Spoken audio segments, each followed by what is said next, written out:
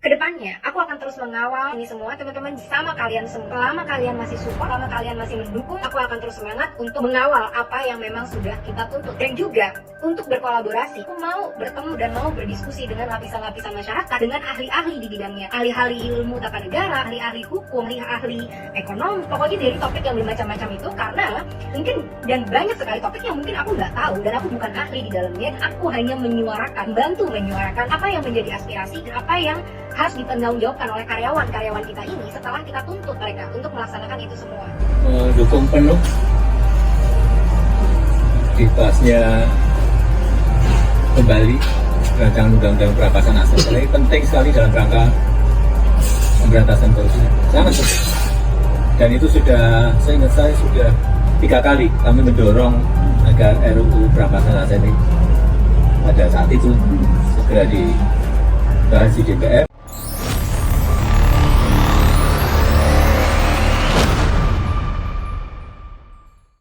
Suasana sebuah pertemuan terbatas di Senayan menjadi perhatian publik ketika aktivis diaspora Indonesia di Denmark, Salsa Erwina Hutagalung.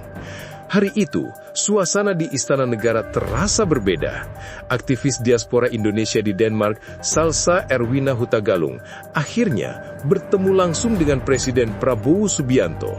Pertemuan yang dinanti banyak pihak ini bukan sekedar silaturahmi, melainkan membawa agenda serius, mengawal pengesahan RUU perampasan aset.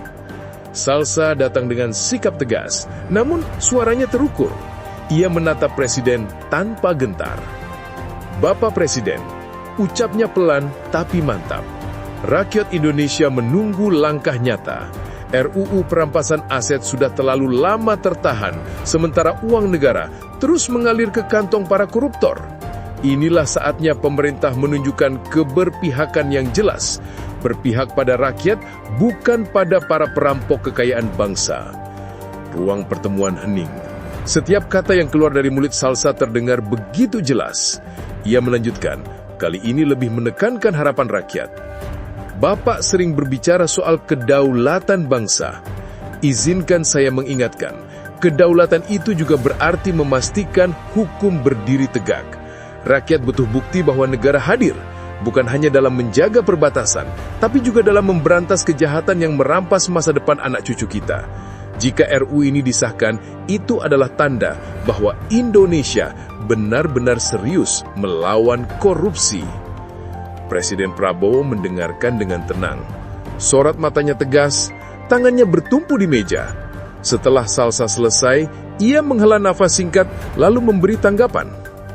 Saudari Salsa, ujarnya, saya mengerti kegelisahan yang Anda bawa. Rakyat berhak mendapat keadilan. Dan saya berjanji, pemerintah akan mengawal RUU perampasan aset ini sampai sah. Tidak boleh ada lagi alasan untuk menunda. Korupsi adalah musuh bangsa dan negara tidak boleh kompromi. Kata-kata itu disambut dengan anggukan setuju dari para pejabat yang hadir. Salsa menatap Presiden dengan rasa lega, namun juga menyadari bahwa janji itu akan terus diuji oleh waktu. Di luar gedung, kabar tentang pertemuan ini cepat menyebar. Media sosial dipenuhi potongan video. Komentar publik bermunculan. Ada rasa optimisme baru bahwa perjuangan panjang rakyat untuk melihat RUU perampasan aset akhirnya mendapat dukungan tertinggi dari kepala negara.